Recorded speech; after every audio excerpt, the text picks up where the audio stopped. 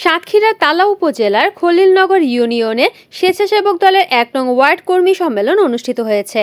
রবিবার ৩১শে আগস্ট বিকেলে ইউনিয়নের হাজরাকাটি বাজারে এই সম্মেলনের আয়োজন করে খলিলনগর ইউনিয়ন স্বেচ্ছাসেবক দল। অনুষ্ঠানে প্রধান অতিথি হিসেবে বক্তব্য রাখেন তালা উপজেলা স্বেচ্ছাসেবক দলের আহ্বায়ক রফিকুল ইসলাম দাদু ভাই।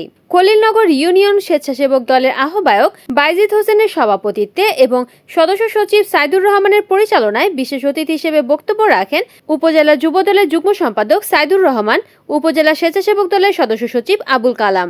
অতিথি হিসেবে বক্তব্য রাখেন খলিলনগর ইউনিয়ন বিএনপির সার্চ কমিটির সদস্য মাস্টার শাহাদাত হোসেন, উপজেলা যুব দলের নেতা নুরুল ইসলাম, ইউনিয়ন স্বেচ্ছাসেবক দলের যুগ্ম আহ্বায়ক সর্দার রেজাউল ইসলাম, মহিলা দলের আহ্বায়ক মুর্শিদা পারভিন প্রমুখ।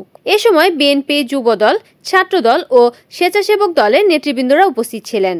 আলোচনা শেষে ওয়ার্ড কর্মীদের মতামতের ভিত্তিতে মনিরুল ইসলাম সভাপতি, মশিয়ার রহমান সহসভাপতি, শয়কাত শেখ সাধারণ সম্পাদক, সেলিম গাজী যুগ্ম সম্পাদক, কামাল সর্দার সাংগঠনিক সম্পাদক এবং তুহিন সর্দার সহ সাংগঠনিক সম্পাদক হিসেবে নির্বাচিত হন।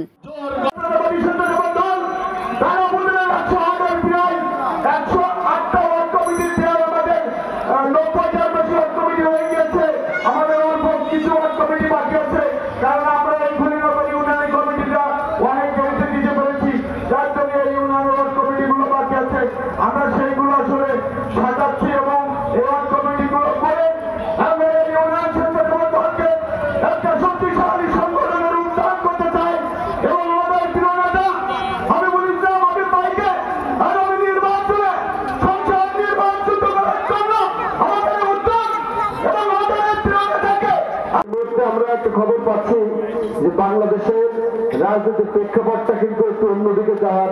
রিপোর্ট করেছেন সাতক্ষীরা প্রতিনিধি সেলিম হায়দার, NAN TV।